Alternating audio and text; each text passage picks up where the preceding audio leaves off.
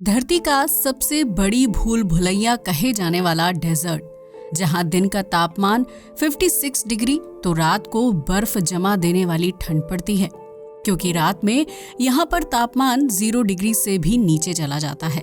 साथ ही इसका आकार भी घटता बढ़ता रहता है।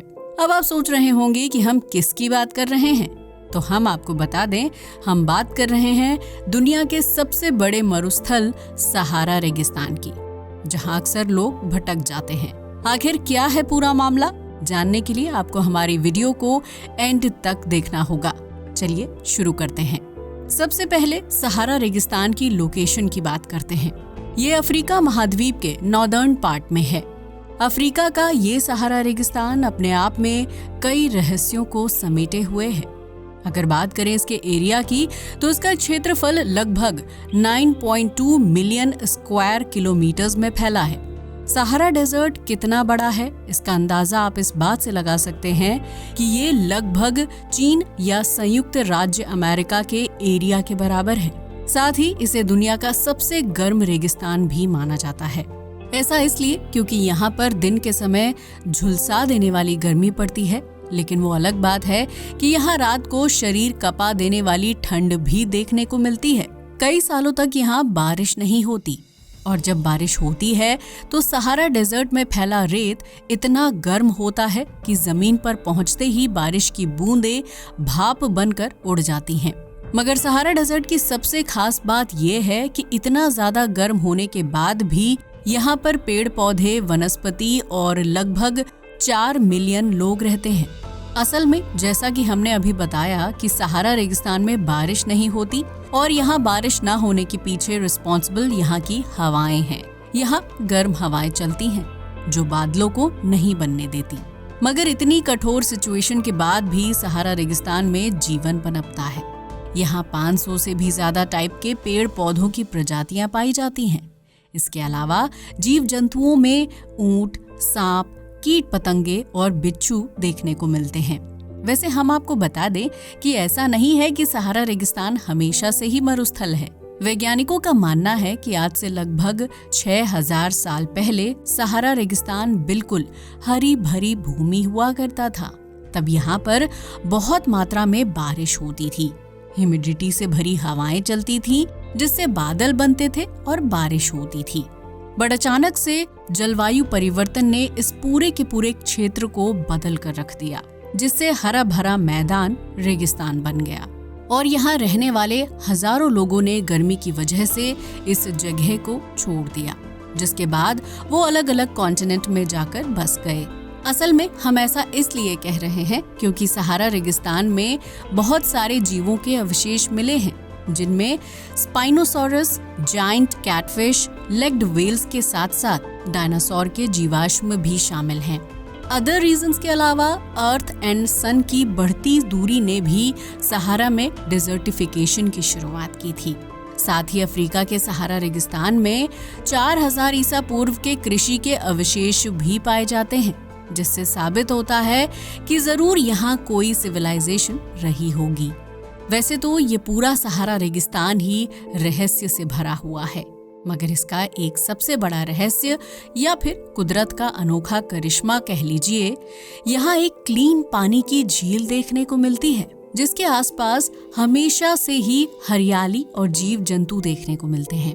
वाकई गर्मी में तपते और सूखे रेगिस्तान में ऐसी सुंदर झील का होना अपने आप में ही किसी रहस्य से कम नहीं है। सहारा में पाई जाने वाली इन लेक्स को ओएसिस कहते हैं। इस रहस्यमय झील के अलावा सहारा डेजर्ट में एक ब्लू आई स्ट्रक्चर भी देखने को मिलता है। अब आप सोच रहे होंगे कि रेगिस्तान में ब्लू आई स्ट्रक्चर आखिर आया कहां से? वैसे हम आपको बता दें, कुछ लोग इसे भगवान की आंख यानी द आई ऑफ गॉड भी कहते हैं। वास्तव में ये 40 किलोमीटर में फैला हुआ बहुत बड़ा सा स्ट्रक्चर है, जो अंतरिक्ष से देखने पर किसी इंसानी आंख के जैसा दिखाई देता है। ये जगह वेस्ट सेंट्रल मॉरिटेनिया में है। पर सबसे बड़े कमाल की बात यह है कि आज तक वैज्ञानिक इस गुत्थी को नहीं सुलझा पाए कि स्ट्रक्चर को किसने बनाया या ये कैसे बना था।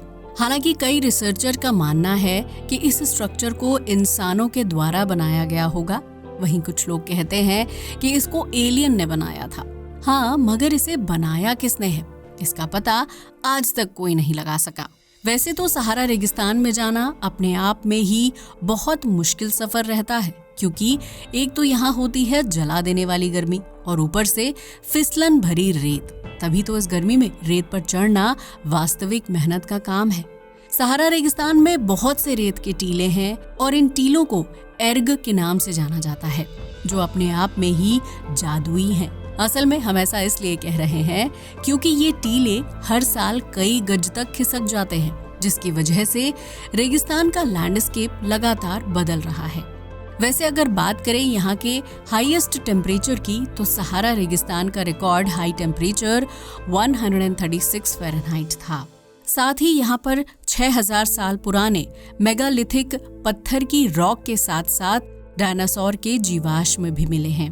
वैसे हम आपको बता दें, असल में सहारा रेगिस्तान मोस्टली चट्टान से बना है, ना कि रेत से।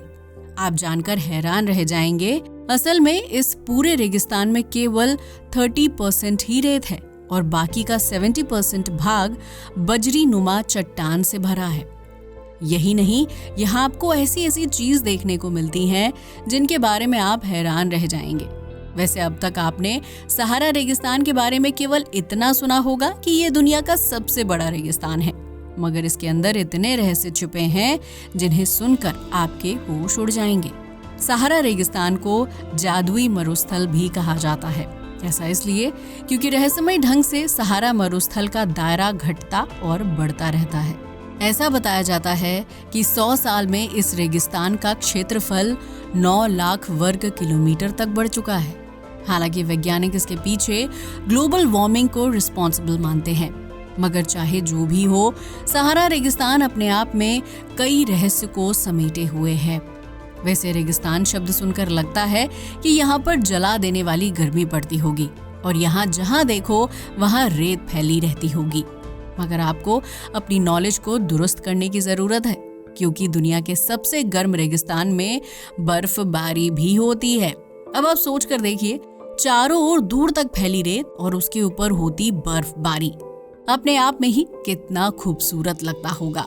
असल में साउथ अफ्रीका के एक देश अल्जीरिया में लाल रेत पर सफेद बर्फ गिरती है और ये नजारा देखने में बहुत ही खूबसूरत लगता है। हम आपको बताते चले, यहाँ पर थोड़ी बहुत बर्फबारी नहीं होती है, बल्कि 16 इंच तक बर्फबारी हो जाती है। और यहाँ जिस जगह पर बर्फबारी होती है वो जगह अल्जीरिया में है। इसे एन सेफ्रा कहा जाता है। एन सेफ्रा को वर्ल्ड के सबसे गर्म मरुस्थल सहारा का प्रवेश द्वार भी माना जाता है। अगर सहारा रेगिस्तान के एरिया की बात करें तो ये 9.2 मिलियन स्क्वायर किलोमीटर्स में फैला है, जो अफ्रीका महाद्वीप के 8 देशों से बना है। यहाँ अनजान लोग अक्सर भटक जाते हैं, जिसके पीछे डिसअपीयर होने वाले रेतीले पहाड़ रिस्पॉन्सिबल होते हैं। इसलिए कहा जाता है कि अगर यहाँ पर कोई बिना नक्शे और दिशा सूचक यंत्र के चले तो वो कभी इस रेगिस्तान से वापस नहीं आ पाएगा। अगर बात करें सहारा मरुभूमि की उत्पत्ति की, तो इसके 3 मेन रीजन हैं। सबसे पहला रीजन है यहाँ चलने वाली ऑफशोर ट्रेड विंड्स। दूसरा, पश्चिमी तट पर कोल्ड वाटर अपवेलिंग और कनारी की ठंडी धारा का प्राप्त होना। इसका तीसरा रीजन है सब ट्रॉपिकल जेट स्ट्रीम के द्वारा ट्रफ का निर्माण। वैसे हम आपको बता दें, किसी भी जेट धारा के गर्त के नीचे हाई प्रेशर सेंटर बनते हैं।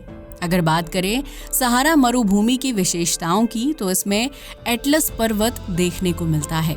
यह यूरोपियन आल्प्स पर्वत का जियोलॉजिक एक्सटेंशन है। इसकी हाईएस्ट पीक माउंटेन टोबकल है, जो कि एंटी एटलस पर है।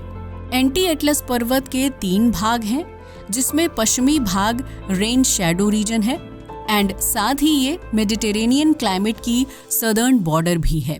इसके अलावा एटलस माउंटेन्स की ब्रांच टेल एटलस में भूमध्य सागरीय कृषि प्रणाली है। इसका मतलब है यहाँ रसदार फल, जैतून और बेरी का उत्पादन होता है। इसको टेल कृषि भी कहा जाता है। अगर बात करें सहारा मरुभूमि में पाए जाने वाले संसाधनों की, तो यहाँ पर पेट्रोलियम और प्राकृतिक गैस भारी मात्रा में मिलती है। लीबिया का Fezzan area, Mediterranean coast, Egypt का डेल्टा एरिया और साथ ही ट्यूनीशिया के तटीय क्षेत्र में भी पेट्रोलियम और नेचुरल गैस देखने को मिलती है। इसके अलावा यहाँ रॉक फॉस्फेट भारी मात्रा में मिलती है। मोरक्को को दुनिया का सबसे बड़ा रॉक फॉस्फेट का स्टोर माना जाता है। आज के समय सहारा दुनिया का सबसे बड़ा और गर्म रेगिस्तान है, मगर पहले यहाँ सभ्यता पाई जाती थी। तभी तो आज तक सहारा में इतने राज दफन हैं, जिसके बारे में टाइम टू टाइम पता चलता रहता है। जैसा कि हमने अभी बताया, यहाँ पर बहुत ज्यादा गर्मी पाई जाती है और यहाँ पर बहुत मात्रा में चट्टान है। इसीलिए जब गर्मी चट्टानों पर पड़ती है तो वो चटक जाती हैं और बाद में इन्हीं चट्टानों से रेत बनती है। साथ ही कभी कभी यहाँ पर बर्फबारी भी देखने को मिलती है, मगर वो बर्फबारी धरती पर गिरते ही पिघल जाती है क्योंकि रेत बहुत ज्यादा गर्म होती है। आपका सहारा रेगिस्तान के बारे में क्या ख्याल है, हमें कमेंट करके बताना न भूलिएगा। साथ ही अगर आपको ये वीडियो अच्छा लगा हो तो इसे लाइक और हमारे चैनल को सब्सक्राइब करें।